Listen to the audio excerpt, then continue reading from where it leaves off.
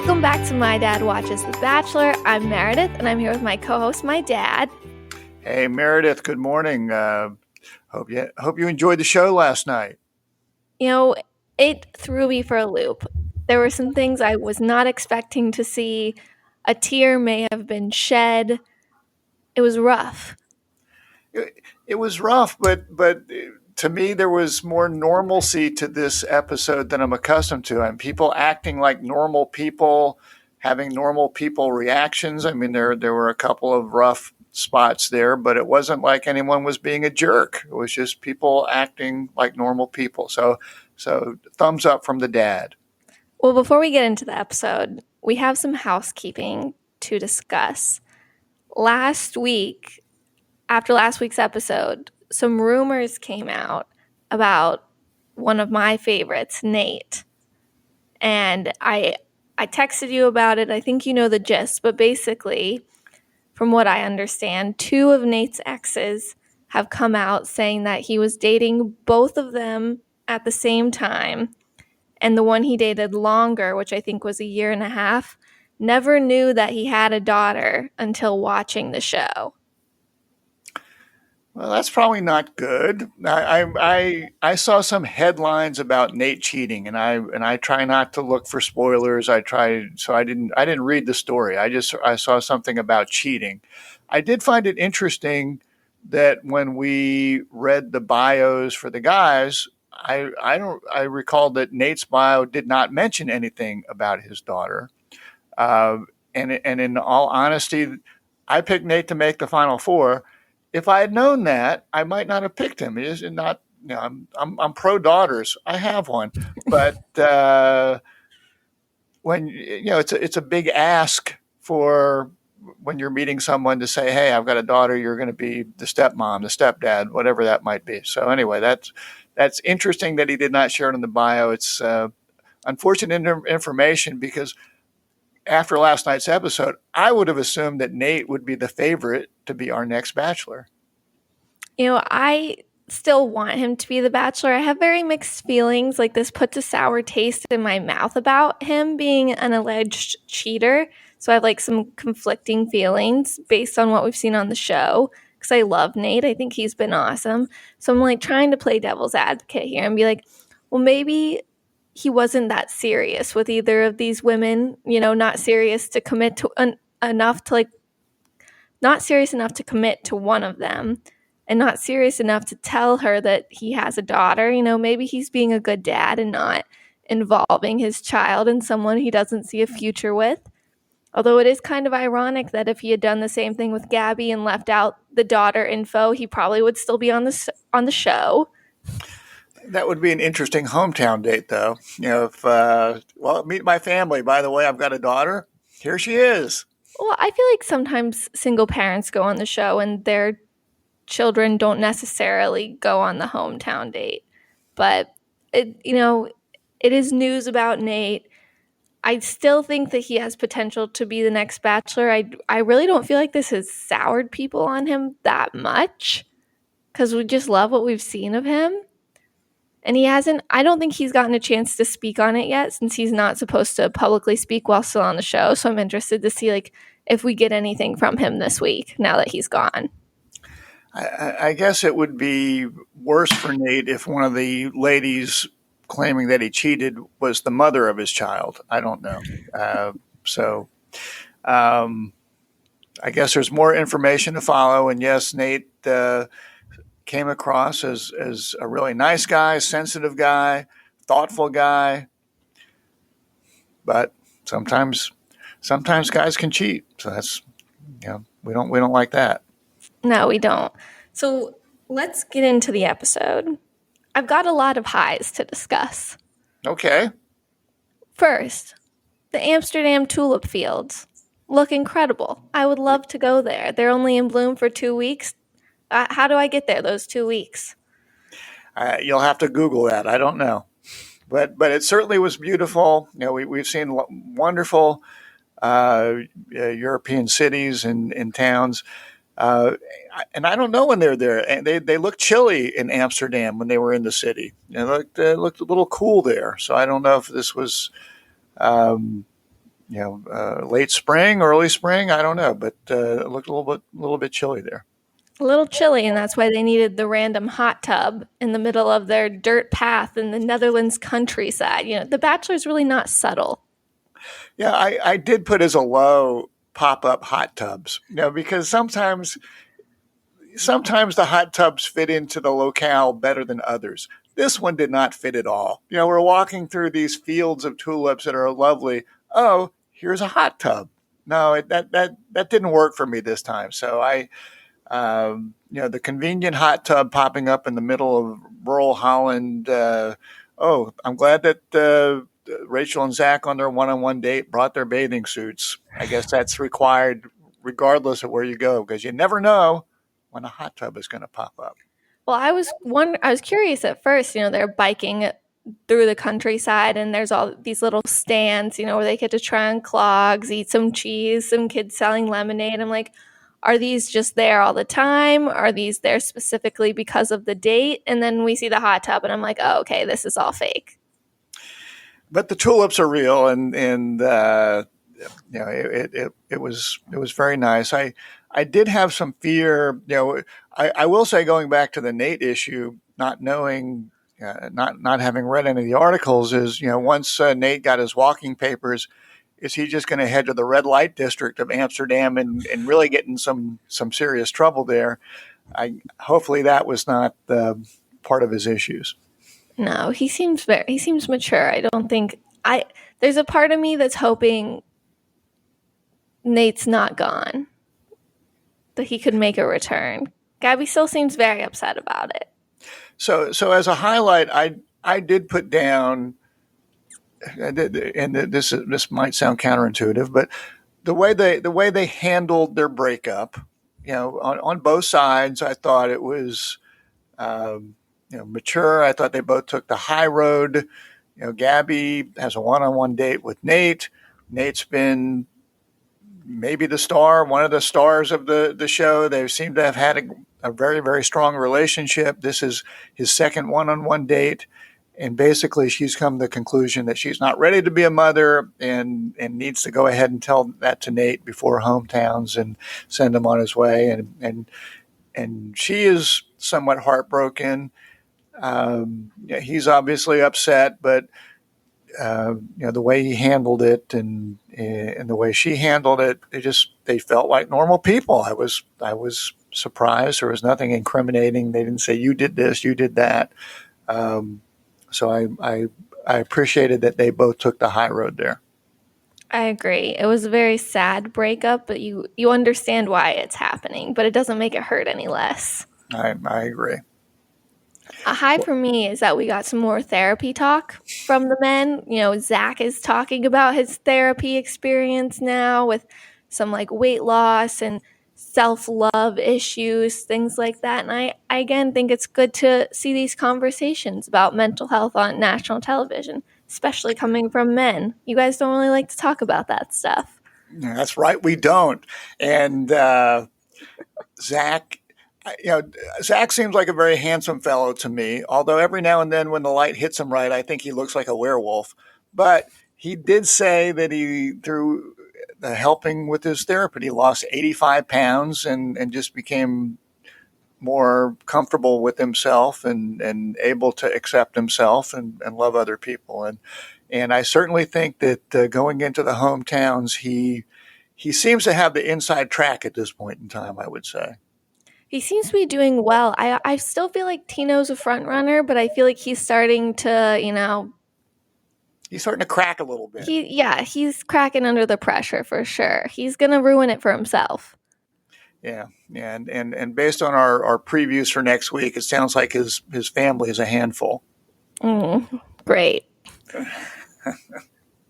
Another high for me. It's gonna it's funny, but it's uncomfortable. I liked Gabby's group date. I thought it was funny, watching the boys try and answer personal, detailed sex questions, them giving us their safe word. I thought that showed a lot about who these guys were. We've got safe words from pumpkin to asbestos to Albuquerque. We've got a lot of good ones, and I liked seeing how uncomfortable they were and how funny Gabby found it. I did not find that date as a high, having a dominatrix whipping them, or they went through a lot of strange parts to the date there. That wasn't my favorite date. It was certainly interesting and different. I guess if you're going to be in Amsterdam, when in Amsterdam, that's what you're going to get. I don't know, but uh, yeah, in my experience is you really need to take your time in coming up with your safe word. It's not something you should do on the spot. It takes much thought there. So, kudos to them for coming up with their safe word so quickly. I also enjoyed Rachel's group date being in the cheese capital of the world. I've said this before, we're a big cheese family, so I think, we really would have thrived there. I also like knowing that Ethan is lactose intolerant, but if Rachel loves cheese, he's also going to love cheese. I feel like he really had his breakout week this week before getting sent home. And the cheese holding challenge was giving me major like Survivor immunity challenge vibes, which I love Survivor. So I was getting into it. And finally, my last high, Ethan calling Tino a big baby bitch, a big bitch baby for being upset that he didn't get the group date rose. Yeah, that did make me chuckle a little bit. And I was trying to figure out what exactly he said, but it was something along those lines. And yeah, I don't think Ethan ever really got out of the friend zone. Ethan seems like a really, really nice guy. The kind of guy that your parents would be happy if you brought home. He's not objectionable, but he just didn't really seem to make more a very passionate type connection to Rachel. So but he seems like a good guy. Maybe we'll see him again on some sort of Bachelor type programming. Like you, I'm a big cheese guy. So yeah, I enjoyed our cheese opportunities very much. I had no idea that Edam, Holland is the cheese capital of the world. I did a little Googling, and they have some big cheese markets, so I'll accept that they are the cheese capital of the world. Um, I also had some chuckles at Ethan, who was on camera explaining that he was lactose intolerant, but if Rachel wants him to eat cheese, damn it, he's going to eat some cheese. So you go, Ethan, and at the end of the competition, Tino got crowned as the cheese king. It looked like they gave him a yellow cape or something, in addition to a big wheel of cheese. And I'm at a point in my life, and I've probably always been at a point in my life where I'm not going to win the cheese challenge, where they made these guys hold hundreds of pounds of cheese and said how long they could last, but just the idea of being the cheese king for a short period of time is very appealing to me. So, given that opportunity, I'm putting that on my bucket list. Do you think Tino got to keep his cheese wheel? And if so, did it make it through customs coming back? Yeah, when as you know, when you're buying souvenirs in foreign countries and have to bring them back, you're really not looking to get anything too bulky. And that cheese wheel looked like would be a pain in the butt for him to drag around through the rest of the show and get back, unless the producers are going to say, "Here, we'll take your cheese wheel. We'll make sure it gets back."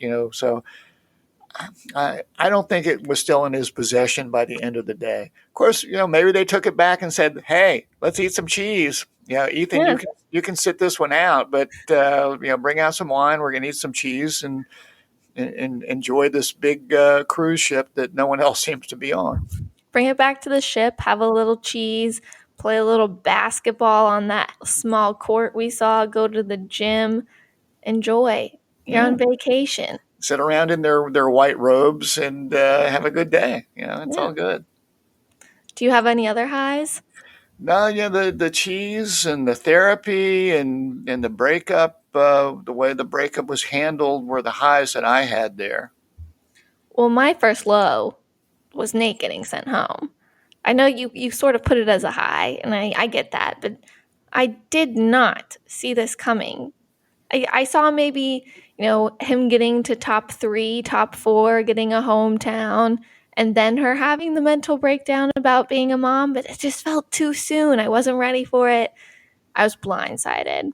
And also, the whole time this breakup was happening, I was getting distracted because Gabby had on some cheap hoop earring that was turning the side of her face green.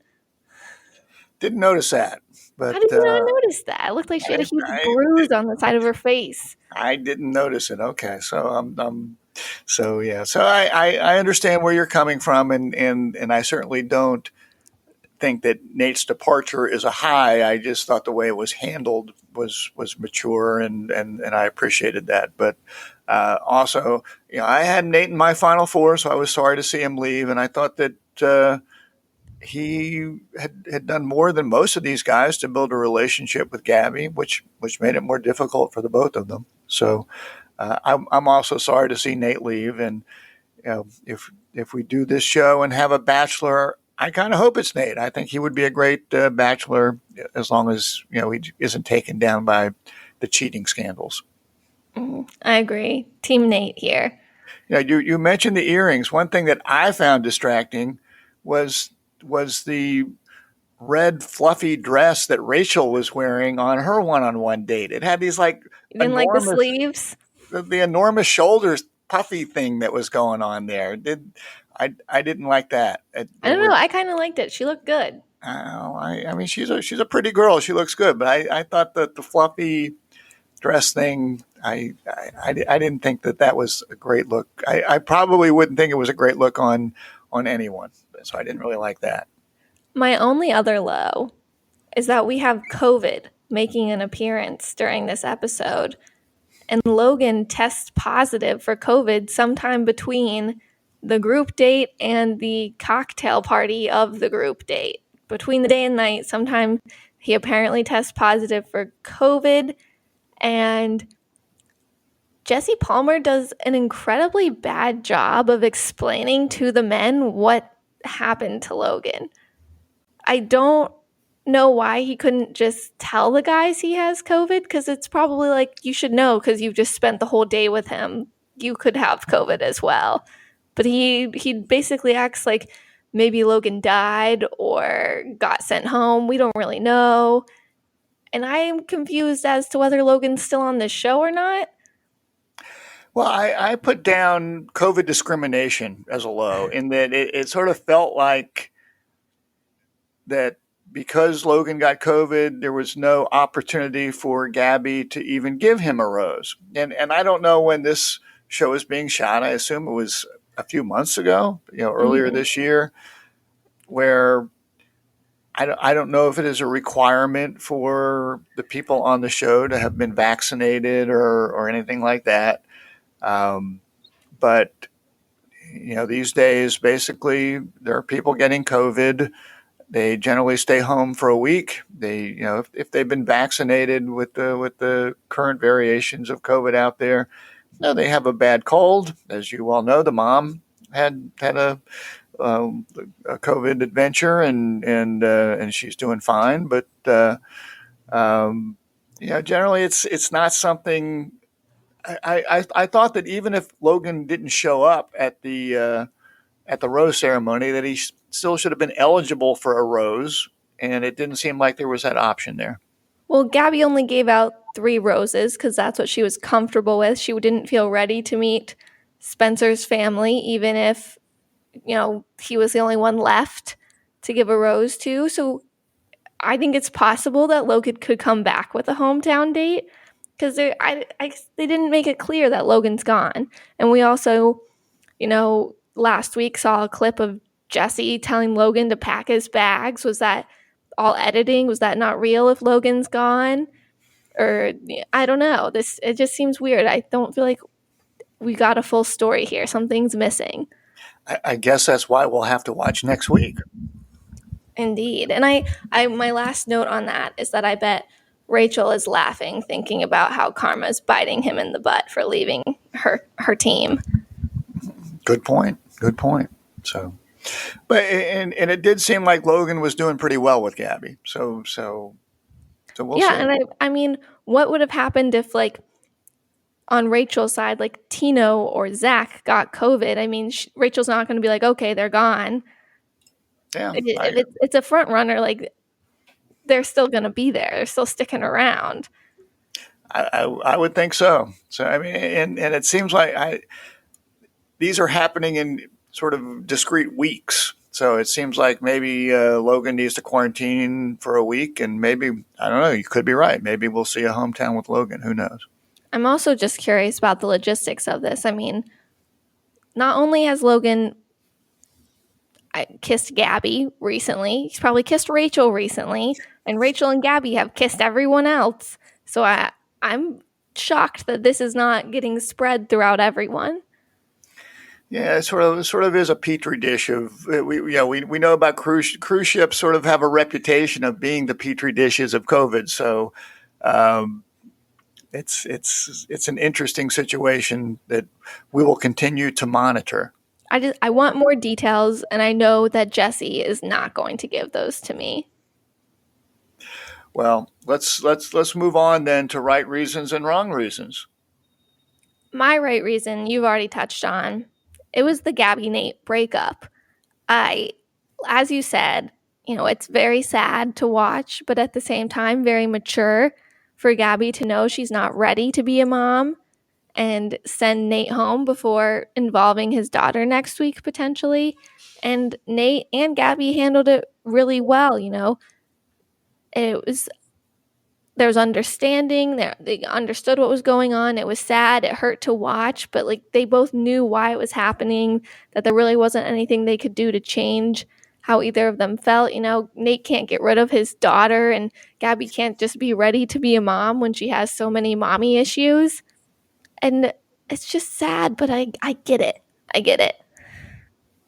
Well, I did put Gabby down as my right reason 'cause I thought it showed some courage on her part to recognize that what she's ready for and what she's not ready for, and she's not ready to be the mom yet.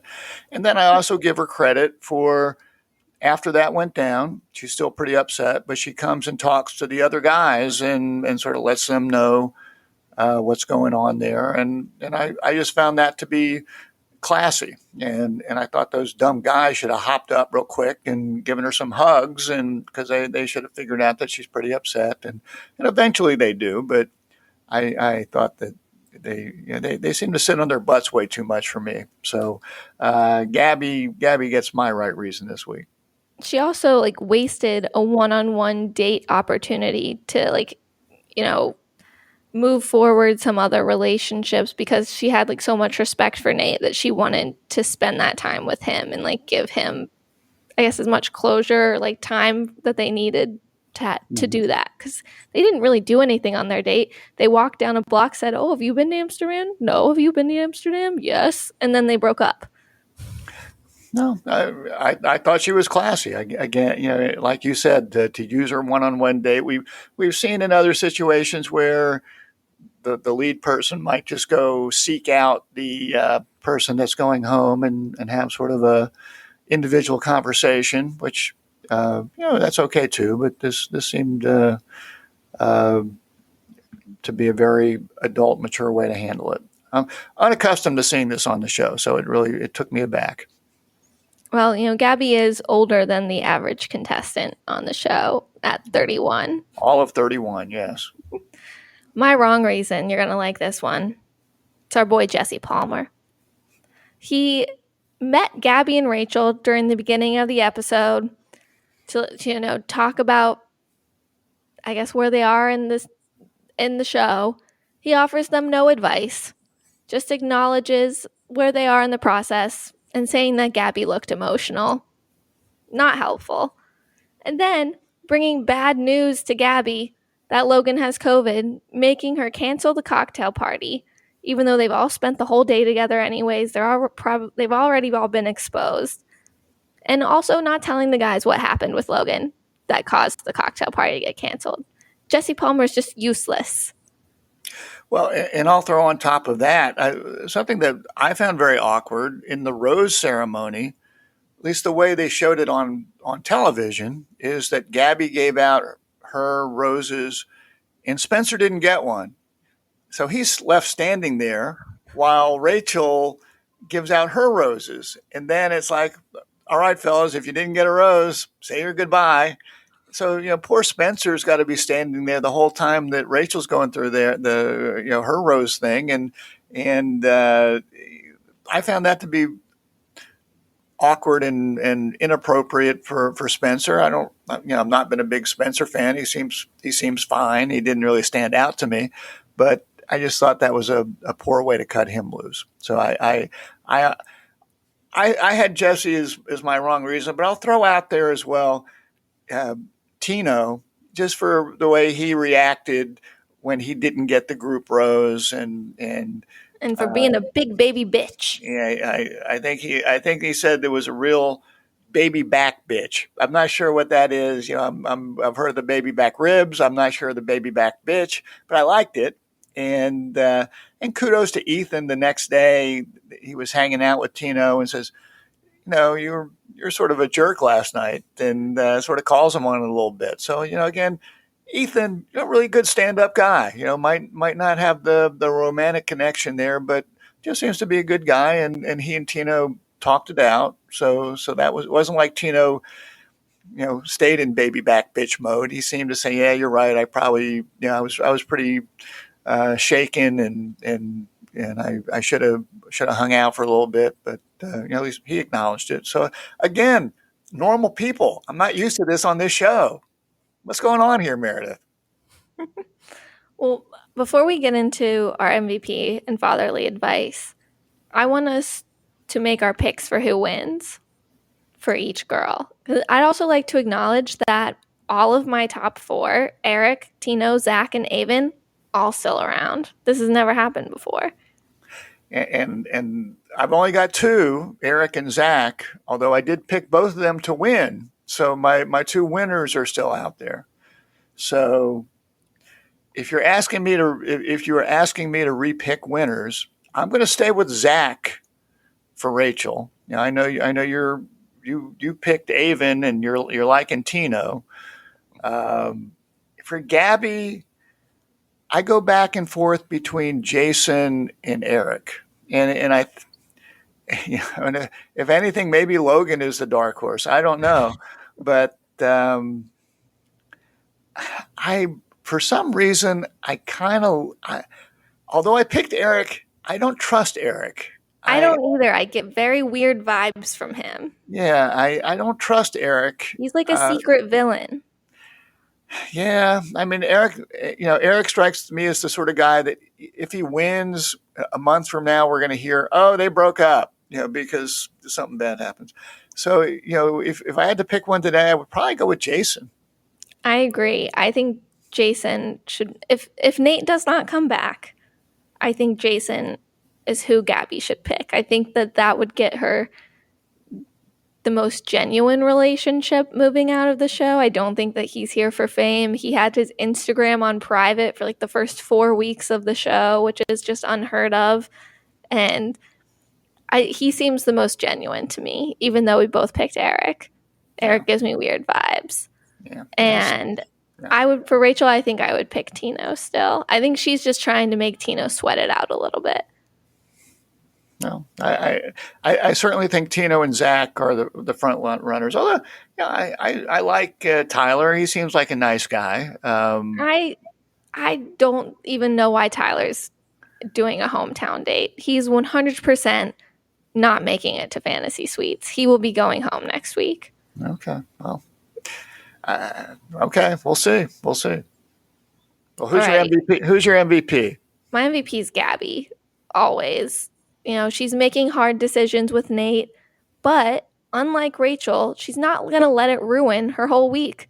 She's able to still bounce back and have a good time with the remaining men. She's not going to cry about it all week, even if she's still sad. So props to her. And I also am impressed that she knows she's not ready to meet 4 guys' families. So she's only going to take 3 hometowns. supposedly, unless the Logan thing's still up in the air. But I think it was big of her to be like, Spencer, we're not there. Even if I have the opportunity for a fourth rose, I just know it's not right. I'm not going to involve your families. I'll take one less hometown. I think those are impressive things that she did this week.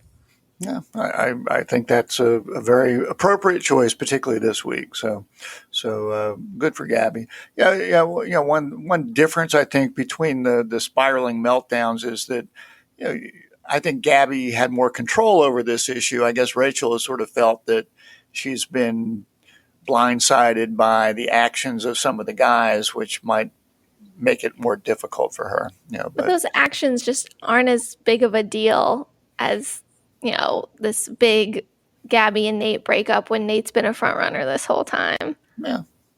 This would be like Rachel and Tino breaking up, and Rachel, would cancel the rest of the week to deal with it.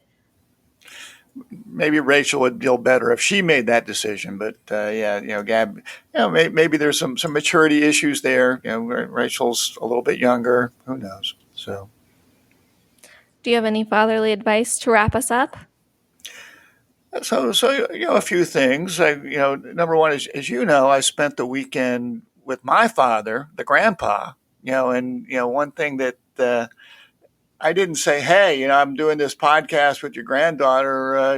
What advice should I throw out there? But certainly, we were talking, and he's really down on texting, and wants more phone calling.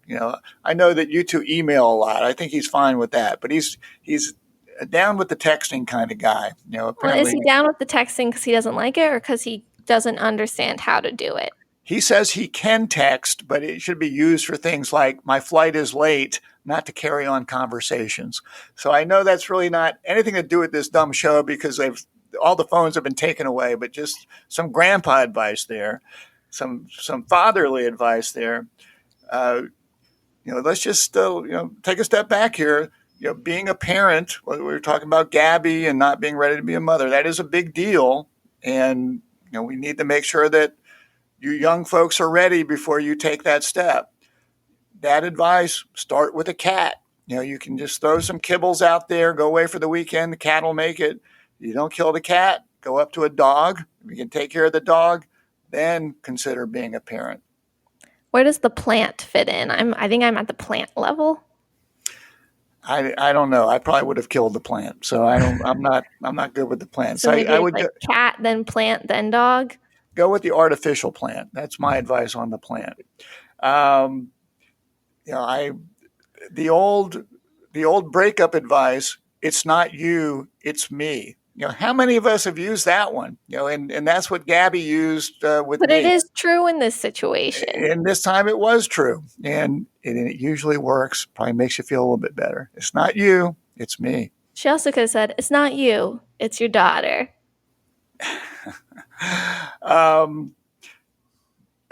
As always, I'm pro good communication, and as I mentioned, I was very impressed with Gabby coming down to talk to the guys about what happened to Nate. So that's always a pillar, a foundation of good relationships. So let's always work on that good communication, but let's not over communicate with sex and a dominatrix. We really don't need to be doing that on a big TV show. You don't need the dominatrix and all. She was asking a lot of bleeped questions there, so let's be careful about that. I know. I wish this show was on Peacock so we could get the dirty version. It's like Love Island. All right. That's what I've got for you this week. All right. I'm waiting to see if you have anything else or are we done with our dad jokes? I don't have a dad joke this week, but I'll work on I'll work on that for next week. No, I think it's best if we just leave it. You brought it up. Well, I was just waiting to see. Okay, but that's it. We'd like to thank The Mesh for hosting our podcast. And if you like what you're hearing, feel free to give us a 5-star rating and subscribe so you never miss an episode. Join us next week as we discuss hometown dates from the right perspective and my dad's.